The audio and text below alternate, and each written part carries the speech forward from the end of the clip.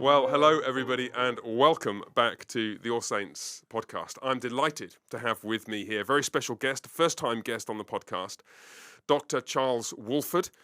Dr. Wolford is the CEO of the Union Gospel Mission of Tarrant County, and I'm going to get him to explain what that is all about, a bit about himself, how we as a church might even be able to get involved with, and certainly hear more about this ministry. I paid this institution a visit just a few weeks ago. I've got to tell you, I was extremely impressed with the setup they got there, with the work they've been doing for a long time, and very impressed with the man sitting before you now. Charles, wonderful to have you with us. Thank you for joining us. Thank you, Steve. So good to be here, and certainly we are grateful that you took out some time in your schedule just to come and visit, and we are neighbors, and we see each other at least once a month on Tuesdays, which is always a good time of fellowship with brothers. So, but great. for another time, another day, we can share more about that. But it's good to be here. It's very interesting seeing you in a suit because it was dressed down when the first time I met you, first Tuesday cigars.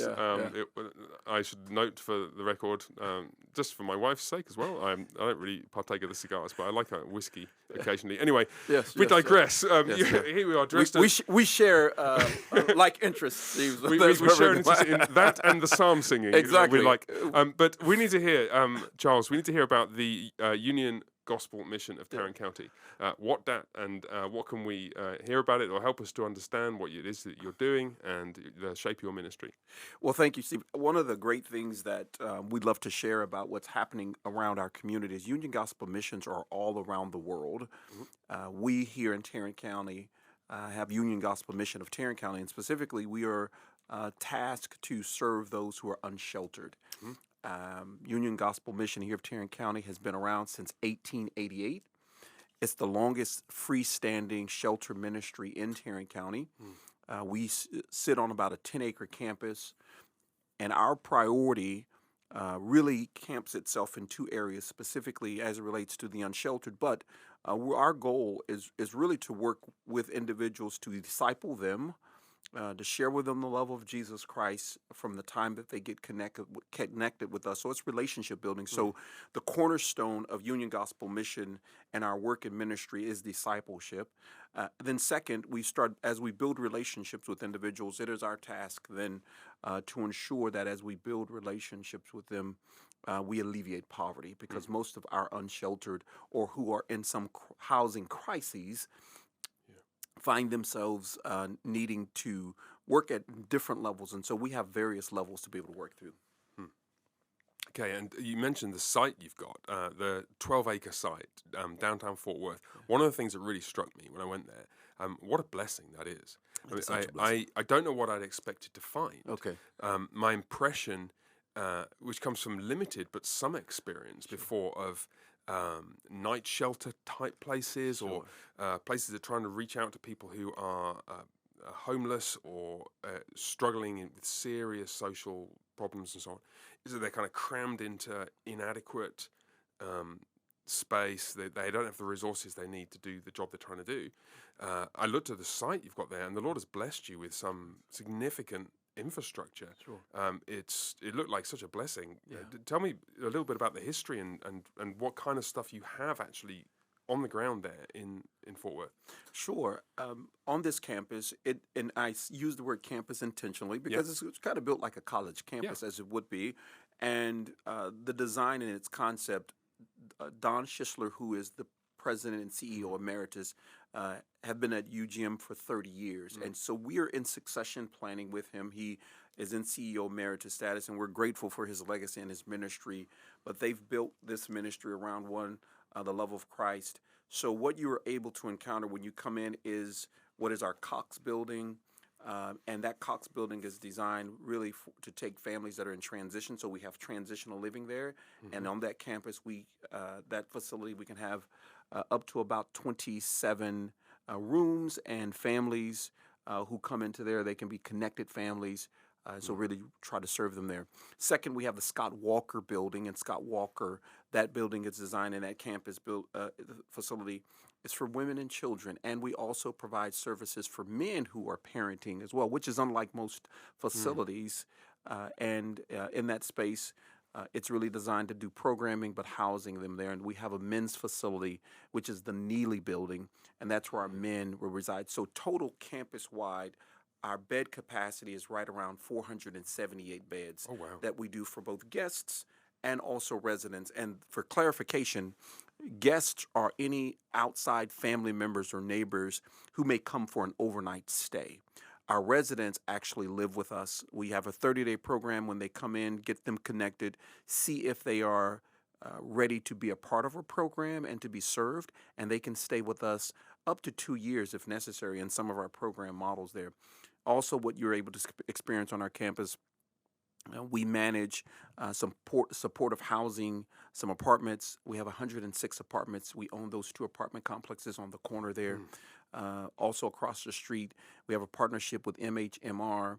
They have a residential respite care for emergencies for those individuals who may not necessarily be ready for program but are having some sort of trauma, and that they share that building and they lease that from us. On the corner, as you come up under Lancaster Bridge, we have our COC building, which is our community outreach. This endeavor is unlike any other in the community. It's a living wage center, and our task there is specifically to alleviate poverty. We want to train, to educate, to disciple individuals who are coming in who may have been underemployed and provide them an opportunity to get some skills and training, build relationships with them, but then give them an opportunity to get back into the workforce, to identify what may be a career path for them. We are venturing with partnerships with Tarrant Area Food Bank, where we're doing some forklift training, and they're getting certified to do that. We're partnering with Tarrant Community College to help individuals to get through the training for apartment and facilities management. We're building a program for cosmetology and training for those individuals who may want to go into that field. Fourth, in hospitality. Fifth, we're doing some culinary work. We have a food truck ministry. Wow. And Steve, this is the most amazing part of what we're seeing God do. Our philosophy here is we intentionally want to see where God is at work and we want to join him there.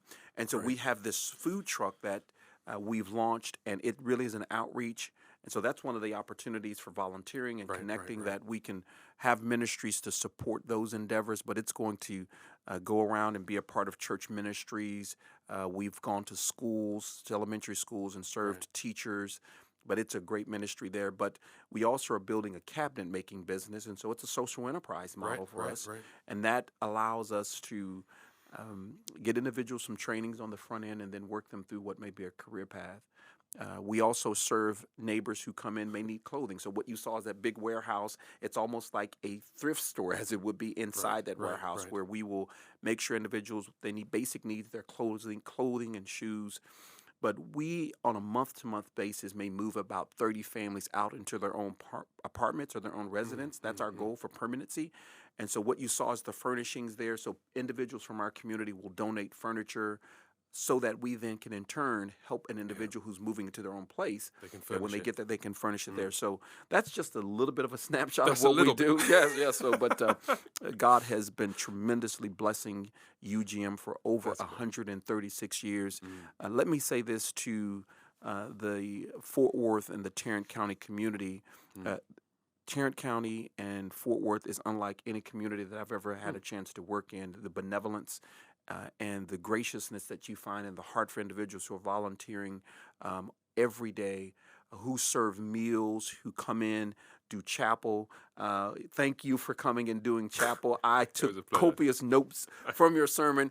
So if you go onto our page in my church services and you hear that sermon, I want to get permission for you to actually publish that sermon, because it was amazing. Thank you for that. You're welcome. You can keep it. Well, it's what is striking. I mean, I suspect a number of our listeners might just have their heads spinning right now, because you may have been expecting some moderately anodyne summary of, well, we've got a few beds for overnight guests, and we have a food bank where we take food from stores that has got past its best before date, and we hand it out.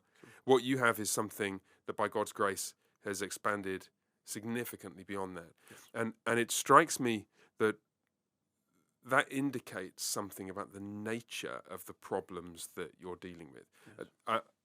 from my uninformed perspective, I would tend to characterize it as a homelessness problem. And maybe that's part of it. But you're suggesting that some of your programs, you said they're in for up to 2 years to get their lives back into some kind of order. There's a lengthy period of 30 days just to get permission to stay on those programs. And I wonder if you can just explain a little bit about the philosophy behind that. Sure. Again, my vision of ministry to the homeless is, you've got people who've slid down to pretty much the bottom notch, and you're just basically trying to keep them alive and dry, food and bed. But you're trying to do something more than that. Absolutely. And you set barriers at the entry, 30-day period, and then you have these extensive programs of training and discipleship. I've got to tell you, I met one young man, and I want you to actually answer the question that I'm getting to. No worries, go for it. I met one young man when I was there.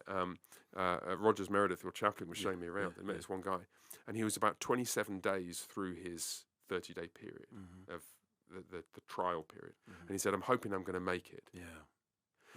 And I thought, what? I have a feeling I know, but I'd love to hear it in your terms.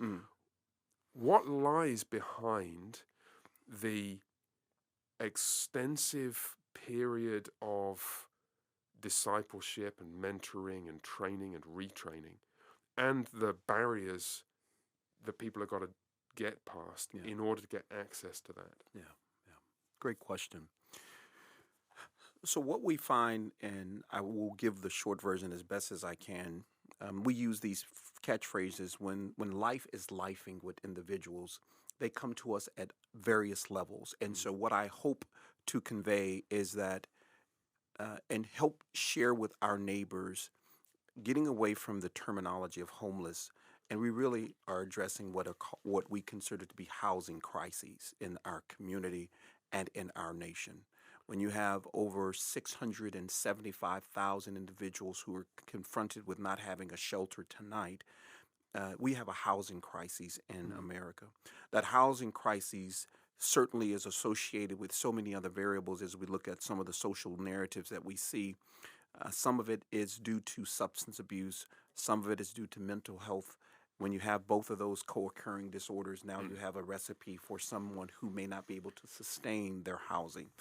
And so when they come to organizations like ours and our partners, we have strong partners around our community, Presbyterian and the great team that's over there, the Salvation Army, the Day Reporting Resource Center. There's so many great partners right in our neighborhood and who are doing exceptional work. At UGM, we have to have some intentionality because we know our secret sauce to helping individuals move through the journey that they're on, and it is true discipleship to help them understand we are about transformation and not just transactional ministry. Right. That's important for us to understand, and UGM has been on the front lines of that. It's not transactional. We want to move away from just giving you food, giving you water, and giving you something that's going to get you through the immediate. Some of that is necessary in the moment, but through relationships, God calls us to disciple men and women throughout all of Scripture. He didn't say go make Christians, they'll go make believers. He said go ye make disciples, Matthew 28. And the narrative for Union Gospel Mission, it is the cornerstone of our ministry, is really discipleship. And you can't do true discipleship over a 30-day stay, to be quite honest. Right. You can start building relationship. And so the gentleman that you met in the 27-day journey, he's hoping that he can make it, because the reality, we realize we want to build a relationship with you for a lifetime, so that when those moments come at you and you are having trouble sustaining, you have some friends at UGM who will come along with you and walk with you during that difficult time. Most of our neighbors on the street and in communities experience whereby they do not have someone walking with them, someone to disciple them.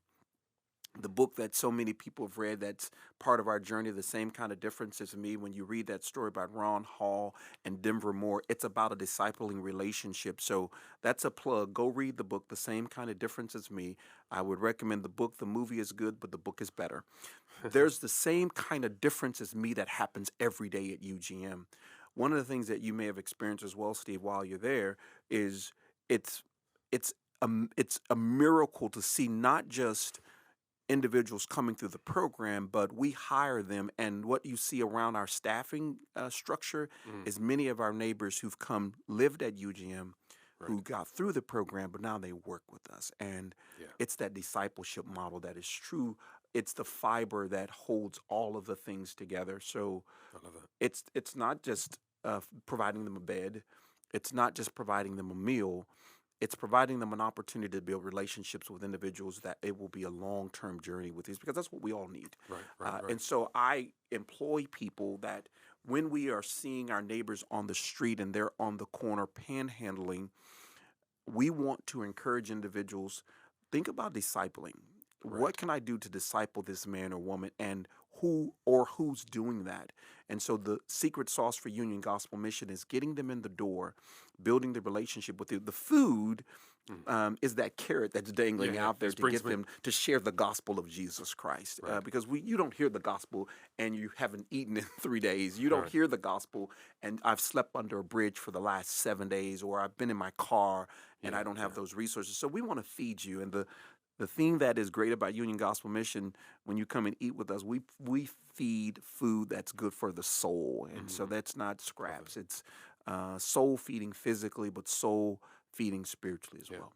I want to pick up some of those details Sure. because you hit the question that lots of people will be wanting to hear answered when they realize I'm talking to a guy who's a specialist in the ministry to those who are really struggling, suffering with lack of housing. They're sleeping under bridges. These are the people we do find panhandling. I've mentioned many times, a few times here, even from the pulpit. There's a group of guys and one or two ladies who I see occasionally at the intersection of 30 and Hoolan Yeah. when I come on a Sunday morning. Yeah. And I'm there in my clerical collar, I call it Yeah. dog collar, Yeah. and they're sort of looking at me through the car window expectantly. Yeah. And what's many people have had that experience, and I have something that I do, when I can tell you about another time, or Sure. maybe tell you later. But Yeah. but our instinct Mm. in those kinds of situations is we feel so emotionally moved. Yeah. We probably feel slightly guilty Sure. that even the most we could do at that moment isn't going to make much of a difference. We want to do something. Yeah. And so we give them $5, or if we're feeling particularly guilty, 10.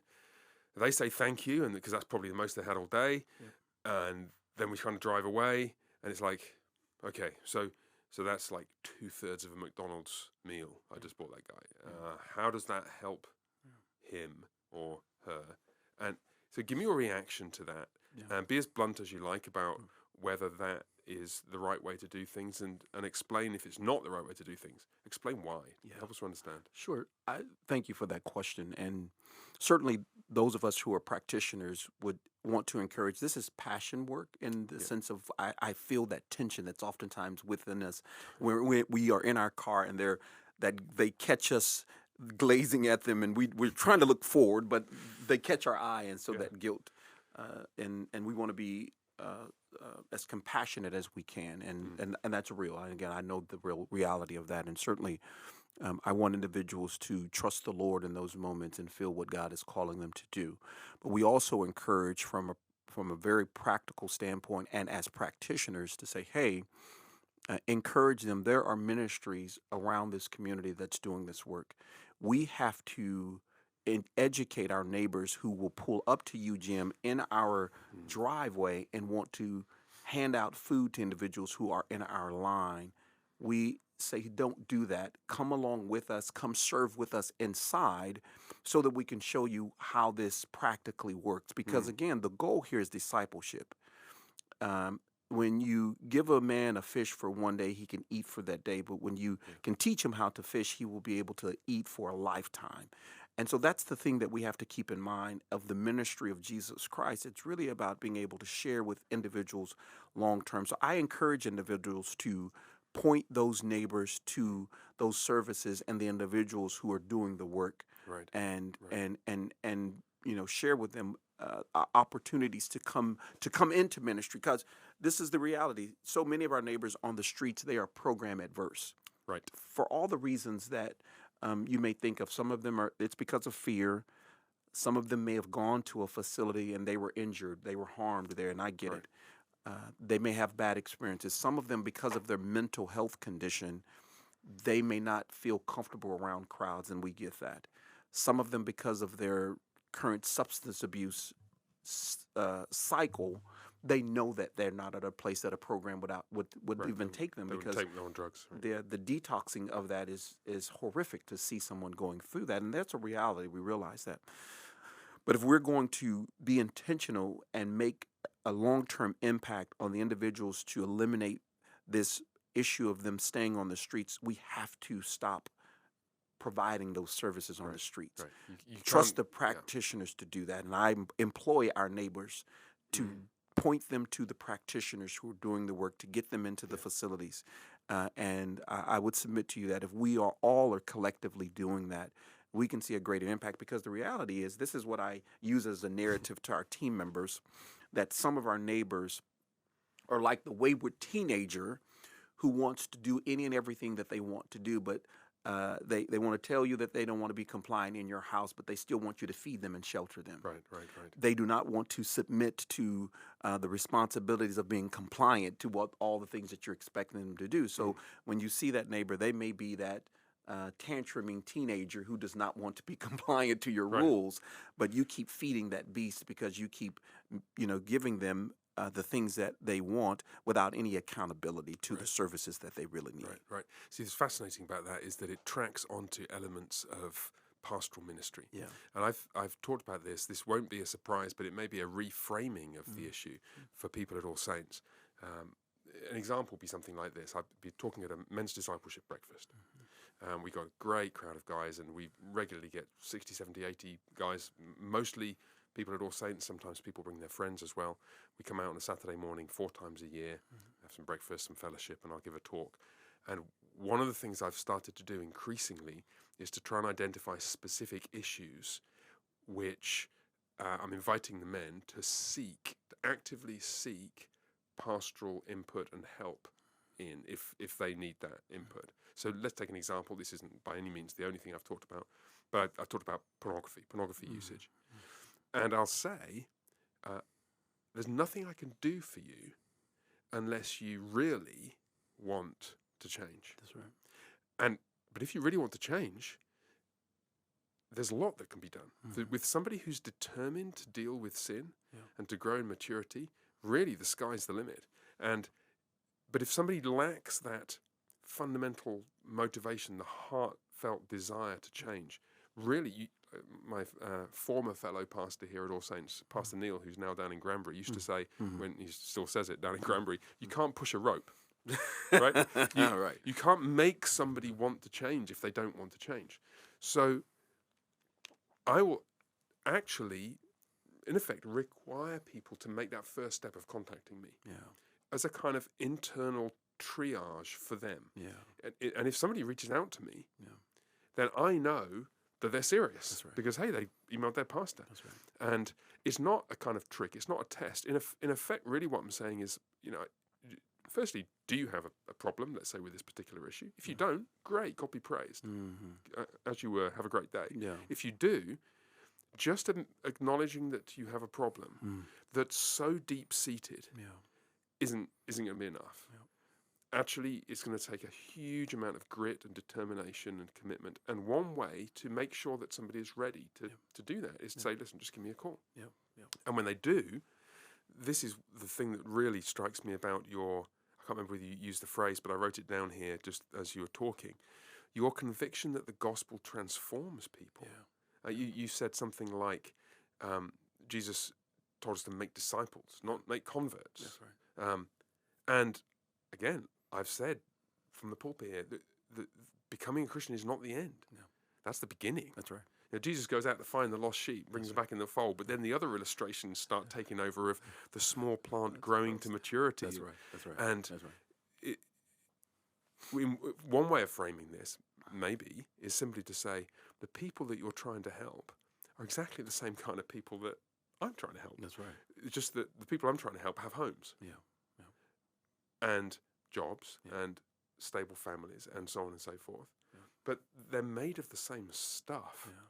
All of us, if we're to grow in maturity and Christ-likeness and be able to bring our lives more into conformity with the way that they ought to be, all of us need time and discipleship and gradual, steady progress, which takes a huge amount of commitment. That's right. And you're just doing the hard yards of picking up the people who've really got to the desperate straits of not having, not even having a roof over their heads. Yeah. And let me give a clear example of the models that we see that happen at UGM every day. We have a team member, a family member at UGM who came through our program, was highly successful, and was doing exceptionally well by all measures of success. Living on his own, has a nice car. We started seeing some indications that he was not performing as well as he needed to perform, and we pulled him to the side and started talking through him on his journey. And what we determined is that although he's working at a UGM, he's on our team, has a car, has all those things that would appear to be functioning, he had relapsed and started drinking again. Started drinking significantly. Our team rallied around him, and one of the requirements, part of discipleship, is this accountability conversation. And so the team rallied around. We found an opportunity through our HR team. We found a place that he could go to receive some assistance, to go to get detox.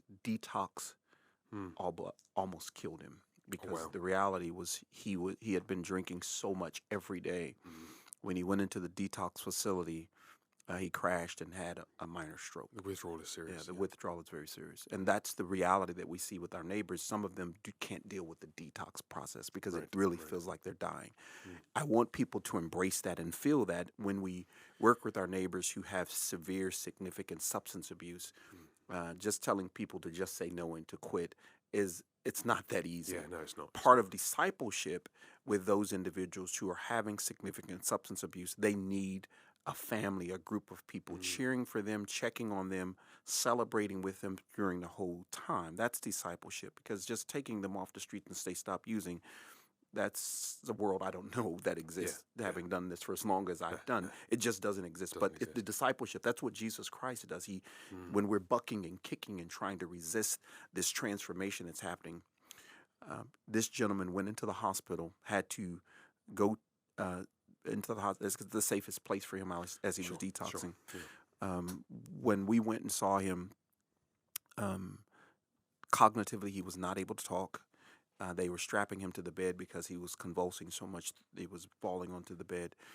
Went to visit him again. He was in the pens, sitting at the front desk, babbling like a child.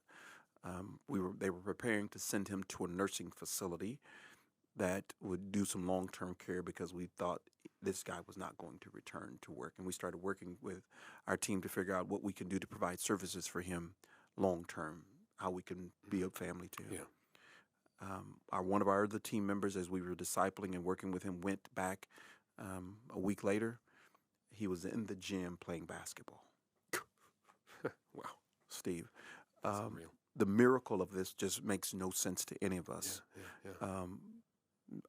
And the blessing in that, and the thing that we saw, he came back to work on this Tuesday. Right.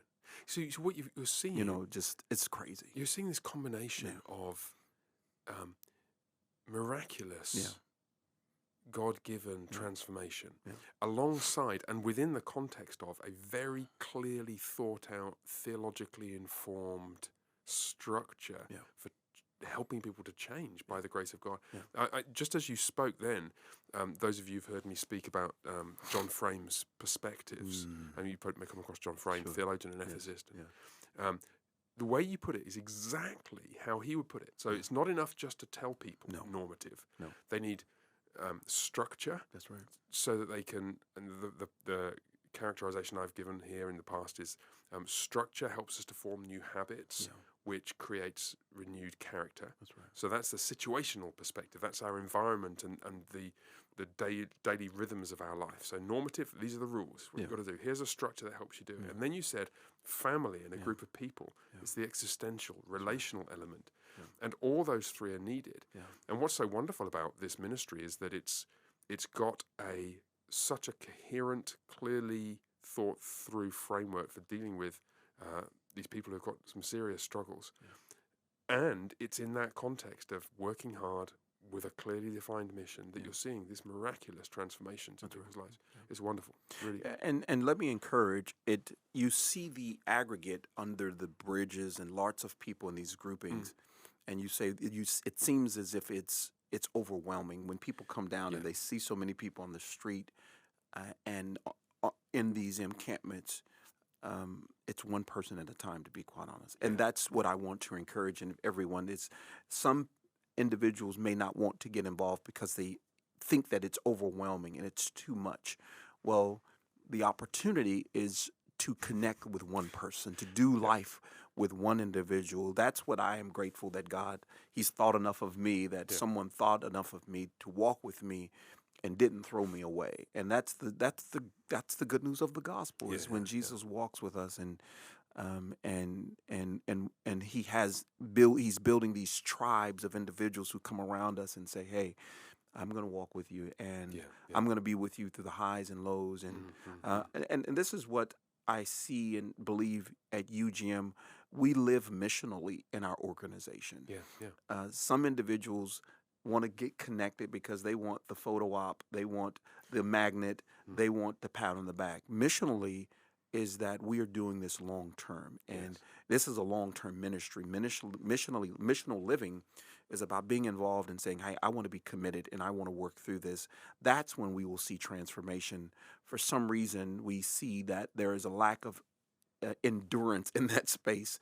We want to have the feel good moments. And I tell individuals when it comes to social outreach and connecting social outreach with the gospel of Jesus Christ, it's not an event.